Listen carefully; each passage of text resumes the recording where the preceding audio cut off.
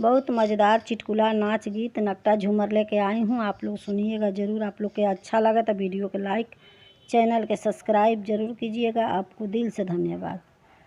पातर पातर जीरा के सुगंध बाटे केतना, पातर पातर जीरा के सुगंध बाटे केतना, पातर बाड़ी ननदो गुमान कर से तना, पातर बाड़ी ननदो गुमान करस केतना, पातर पातर जीरा के सुगंध बाटे केतना, पातर पातर जीरा के सुगंध बाटे केतना, पातर बाड़ी ननद गुमान करस केतना, पातर बाड़ी ननद गुमान करस केतना।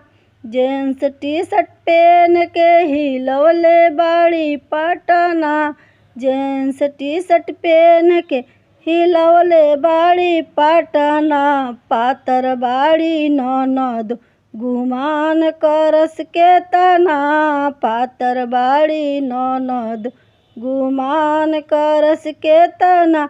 जींस टी शर्ट पहन के हिलौले बाड़ी पटना, जींस टी शर्ट पहन के हिलौले बाड़ी पटना, पातर बाड़ी ननद गुमान करस केतना, पातर बाड़ी ननद गुमान करस केतना।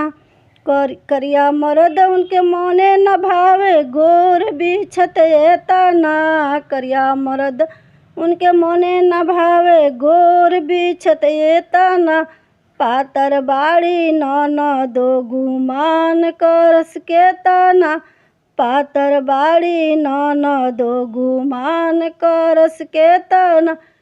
करिया मर्द उनके मोने न भावे गोर बिछे एतना, करिया मर्द उनके मोने न भावे गोर बिछे एतना, पातर बाड़ी ननद गुमान करस केतना, पातर बाड़ी ननद गुमान करस केतना।